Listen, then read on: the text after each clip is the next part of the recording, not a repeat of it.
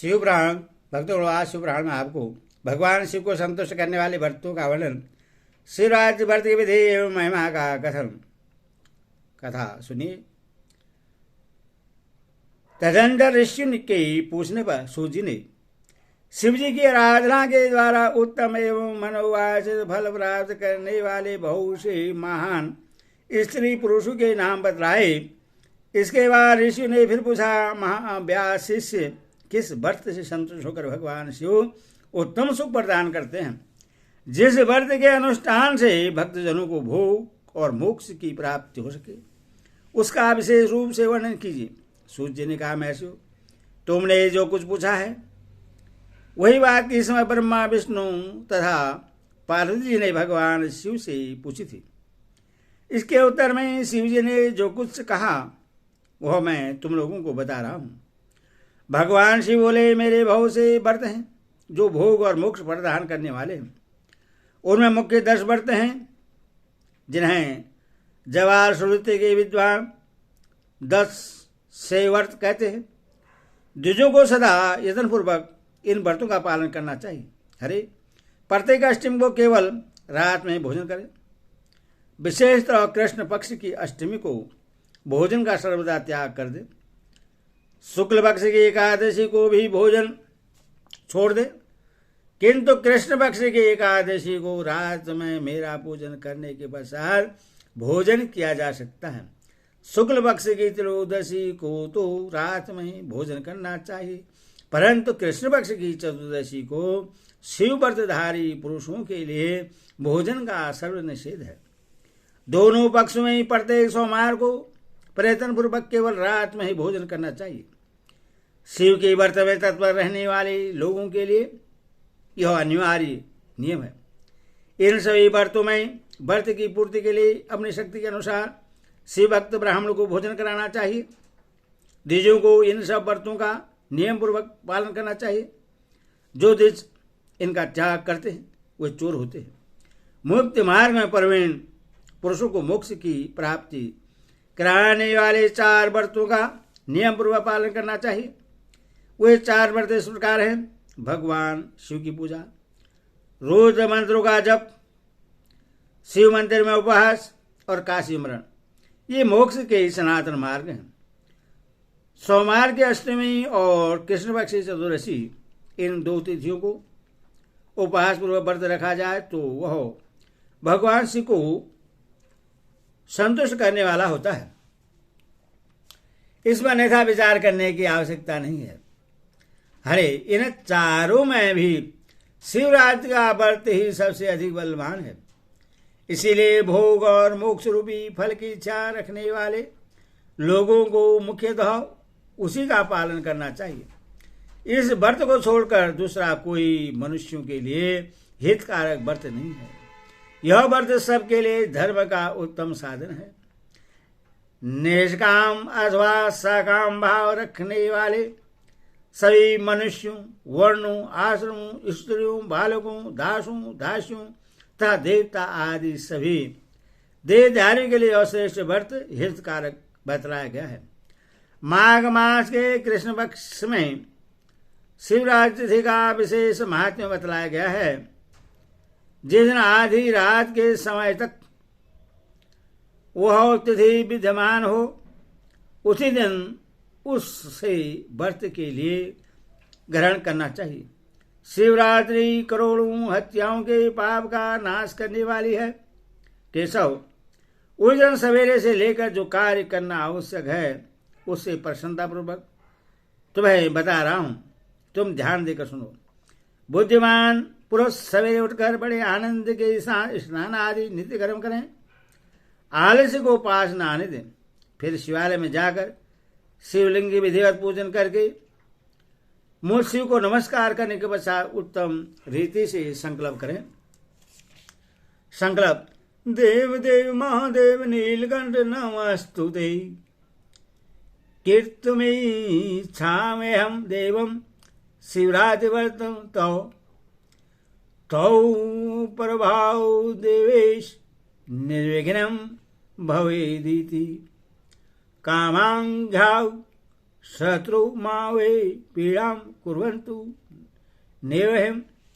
देव देव महादेव नीलकंठ आपको नमस्कार है। देव, मैं आपके शिवरात्रि व्रत का अनुष्ठान करना चाहता हूँ। देवेश्वर, आपके प्रभाव से यह व्रत बिना किसी विघ्न बाधा के पूर्ण हो और काम आदि शत्रु मुझे पीड़ा न दे, ऐसा संकल्प करके पूजन सामग्री का संग्रह करें और उत्तम स्थानों में जो शास्त्र प्रसिद्ध शिवलिंग हो उसके पास रात में जाकर स्वयं उत्तम विधि विधान का संपादन करें।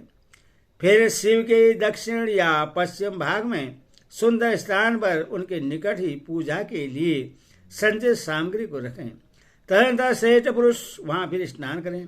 स्नान के बाद सुंदर वस्त्र और उपवस्त्र धारण करके 3 बार आचमन करने के पश्चात पूजन आरंभ करें। जिस मंत्र के लिए जो द्रव्य नियत हो उस मंत्र को पढ़कर उसी द्रव्य के द्वारा पूजा करनी चाहिए। बिना मंत्र के महादेव जी की पूजा नहीं करनी चाहिए। गीत वाद्य नृत्य आदि के साथ भक्ति भाव से संपन्न हो। रात्रि के प्रथम पहर में पूजन करके विद्वान पुरुष मंत्र का जाप करें। यदि मंत्रज्ञ पुरुष उस समय श्रेष्ठ पार्थिव लिंग का निर्माण करे तो नित्य कर्म करने के पश्चात पार्थिव लिंग का ही पूजन करें। पहले पार्थिव बनाकर पीछे उसकी विधिवत स्थापना करें। फिर पूजन के पश्चात नाना प्रकार के स्वरूप द्वारा भगवान वृक्ष ध्वज को संतुष्ट करें। बुद्धिमान पुरुष को चाहिए कि उस समय शिवरात्रि व्रत के महात्म्य का पाठ करें। श्रेष्ठ भक्त अपने व्रत की पूर्ति के लिए उस महात्म्य को श्रद्धापूर्वक सुने। रात्रि के चारों पहरों में 4 पार्थिव लिंगों का निर्माण करके आह्वान से लेकर विसर्जन तक कर्मशः उनकी पूजा करें और बड़े उत्सव के साथ प्रसन्नतापूर्वक जागरण करें। प्रातःकाल स्नान करके पुनः वहाँ पार्थिव शिव का स्थापना और पूजन करें। इस तरह व्रत को पूरा करके हाथ जोड़ मस्तक झुकाकर बारंबार नमस्कार पूर्वक भगवान शंभु से इस प्रकार प्रार्थना करें। प्रार्थना एवं विसर्जन। नियमो यो महादेव कीर्तिश्चैवं तौदाज्ञा विसर्जयते माया स्वामिन् व्रतं जातमनुत्तमम्। व्रतेनानिन्देशे यथाशक्ति कीर्तनं सह संतुष्टो भव सर्वांग कृपां कुरु मम उपरि। महादेव, आपकी आज्ञा से मैंने जो व्रत ग्रहण किया था स्वामी, वह परम उत्तम व्रत पूर्ण हो गया। अब उसका विसर्जन करता हूँ। देवेश्वर, सर्व यथाशक्ति किए गए इस व्रत से आप आज मुझ पर कृपा करके संतुष्ट हो। तत्वतः शिव को पुष्पांजलि समर्पित करके विधिपूर्वक धार दे। फिर शिव को नमस्कार करके व्रत संबंधी नियम का विसर्जन कर दे।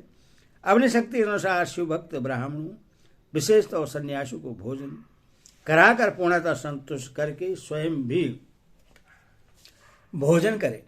हरे शिवरात्रि को प्रत्येक पहर में श्रेष्ठ शिव भक्तों को जिस प्रकार विशेष पूजा करनी चाहिए उससे मैं बताता हूँ, सुनो। प्रथम पहर में पार्थिव लिंग की स्थापना करके अनेक सुंदर उपचारों द्वारा उत्तम भक्ति भाव से पूजा करें। पहले गंध पुष्प आदि 5 द्रव्यों द्वारा सदा महादेव जी की पूजा करनी चाहिए। उस द्रव्य से संबंध रखने वाले मंत्र का उच्चारण करके पृथक पृथक वह द्रव्य समर्पित करें। इस प्रकार द्रव्य समर्पण के पश्चात भगवान शिव को जलधारा अर्पित करें। विद्वान पुरुष चढ़े हुए द्रव्यों को जलधारा से उतारें। जलधारा के साथ साथ 108 मंत्र का जप करके वहां निर्गुण सगुण रूप शिव का पूजन करें। गुरु से प्राप्त हुए मंत्र द्वारा भगवान शिव की पूजा करें, अन्यथा नाम मंत्र द्वारा सदा शिव का पूजन करना चाहिए। विजित चंदन, अखंड चावल और काले तिलों से परमात्मा शिव की पूजा करनी चाहिए। कमल और कनेर के फूल चढ़ाने चाहिए। 8 नाम मंत्रों द्वारा शंकर जी को पुष्प समर्पित करें। वे 8 नाम इस प्रकार हैं: भव, सर्व, रुद्र, पशुपति, उग्र, महान, भीम और ईशान। इनके आरंभ में और श्री और अंत में चतुर्थ विभक्त जोड़कर श्री भवाय नमः इत्यादि नाम मंत्र के द्वारा शिव का पूजन करें। पुष्प समरण के पश्चात धूप दीप और नैवेद्य निवेदन करें। पहले पहर में विद्वान पुरुष नैवेद्य के लिए पकवान बनवा लें। फिर श्रीफल युक्त विशेषा अर्घ्य देकर तांबूल समृद्ध करें।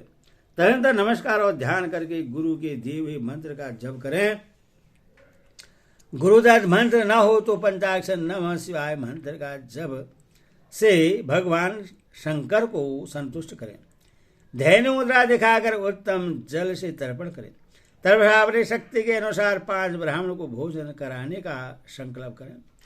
फिर जब तक पहला पहर पूरा न हो जाए तब तक महान उत्सव करता रहे। दूसरा पहर आरंभ होने पुनः पूजन के लिए संकल्प करें अथवा एक ही समय चारों पहरों के लिए संकल्प करके पहले पहर की भांति पूजा करता रहे। पहले पूर्वोक्त द्रव्यों से पूजन करके फिर जलधारा संपृक्त करें। प्रथम पहर के अनुसार दुगुने मंत्रों का जप करके शिव की पूजा करें। पूर्वोक्त तिल जौ तथा कमल पुष्पों से शिव की अर्चना करें। विशेषतः बिलपत्रों से परमेश्वर शिव का पूजन करना चाहिए। दूसरे पहर में बिजौर नींबू के साथ अर्घ्य देकर खीर का नैवेद्य निवेदन करें। जनार्दन, इसमें पहले के अपेक्षा मंत्रों की दुगुनी आवृत्ति करनी चाहिए। फिर ब्राह्मण को भोजन कराने का संकल्प करें। शेष सब बातें पहले की भांति तब तक करता रहे जब तक दूसरा पहर पूरा न हो जाए। तीसरे पहर के आने पर पूजन तो पहले के ही समान ही करें, किंतु जौ के स्थान में गेहूं का उपयोग करें और आँख के फूल चढ़ाएं। इसके बाद नाना प्रकार के धूप एवं दीप देकर पोहे का नैवेद्य भोग लगाएं। उसके साथ भांति भांति के साग भी अर्पित करें। ईश्वर का पूजन करके कपूर से आरती उतारें। अनार के फल के साथ अर्घ्य दें और दूसरे पहर के अपेक्षा दुगना मंत्र जप करें। तदनंतर दक्षिणा सहित ब्राह्मण भोजन का संकल्प करें और तीसरे पहर के पूरे होने तक पूर्वोक्त उत्सव करता रहे। चौथा पहर आने पर तीसरे पहर की पूजा का विसर्जन कर दें। पुनः आह्वान आदि करके विधिवत पूजा करें। उड़द, कंगनी, मूंग, सप्त धान्य, सखी पुष्प तथा बील पत्रों से परमेश्वर शंकर का पूजन करें। उस पहर में भांति भांति की मिठाइयों का नैवेद्य लगाएं अथवा उड़द के बड़े आदि बनाकर उनके द्वारा सदा शिव को संतुष्ट करें। केले के फल के साथ अथवा अन्य विविध फलों के साथ शिव को अर्घ्य दें। तीसरे पहर के अनुसार दोना मंत्र जप करें तथा यथाशक्ति ब्राह्मण भोजन का संकल्प करें। गीत वाद्य तथा नृत्य से शिव की आराधना पूर्वक समय बिताएं। भक्तजनों को तब तक महान उत्सव करते रहना चाहिए जब तक अरुणोदय न हो जाए। अरुणोदय होने पर पुनः स्नान करके भांति भांति के पूजनोपचारों और उपहारों के द्वारा शिव की अर्चना करें। तर्पसा अपना अभिषेक कराएं। नाना प्रकार के दान दें और पहर की संख्या के अनुसार ब्राह्मणों और सन्यासियों को अनेक प्रकार के भोज्य पदार्थों का भोजन कराएं। फिर शंकर को नमस्कार करके पुष्पांजलि दें और बुद्धिमान पुरुष उत्तम स्तुति करके निम्न के मंत्रों से प्रार्थना करें। सुखदायक कृपानिधान शिव, मैं आपका हूँ, मेरे प्राण आप में ही लगे हैं और मेरा जो सदा आपका ही चिंतन करता है। यह जानकर आप जैसा उचित समझें वैसा करें। भोजनाथ, मैंने जानकर या अनजान में जो जब और पूजन आदि किया है उसे समझकर दया सागर होने के नाते ही आप मुझ पर प्रश्न हो। उस उपवास व्रत से जो फल हुआ हो उसी से सुखदायक भगवान शंकर मुझ पर प्रश्न हो। महादेव, मेरे कुल में सदा आपका भजन होता रहे, जहां के आप इष्ट देवता न हो उस कुल में मेरा कभी जन्म न हो। ईश्वर का प्रार्थना करने के पश्चात भगवान शिव को पुष्पांजलि समर्पित करके ब्राह्मणों से तिलक और आशीर्वाद ग्रहण करें। तदंतर शंभु का विसर्जन करें। जिसने इस प्रकार व्रत किया हो उससे मैं दूर नहीं रहता। इस व्रत के फल का वर्णन नहीं किया जा सकता। मेरे पास ऐसी कोई वस्तु नहीं है जिसे शिवरात्रि व्रत करने वाले के लिए मैं दे न डालूं, जिसके द्वारा अनायास ही इस व्रत का पालन हो गया, उसके लिए भी अवश्य ही मुक्ति का बीज बो दिया गया। मनुष्य को प्रतिमास भक्ति पूर्वक शिवरात्रि व्रत करना चाहिए। तत्पश्चात इसका उद्यापन करके मनुष्य सांगोपाक फल लाभ करता है। इस व्रत का पालन करने में मैं शिव निश्चय ही उपासक के समस्त दुखों का नाश कर देता हूँ और उससे भोग मोक्ष आदि संपूर्ण मनोवांछित फल प्रदान करता हूँ। सूर्य कहते हैं, भगवान शिव का यह अत्यंत हितकारक अद्भुत वचन सुनकर श्री विष्णु अपने धाम को लौट आए। इसके बाद इस उत्तम व्रत का अपना हित चाहने वाले लोगों में प्रचार हुआ। किसी समय केशव ने नारद जी से भोग और मोक्ष देने वाले इस दिव्य शिवरात्रि व्रत का वर्णन किया। ओम नमः शिवाय। ओम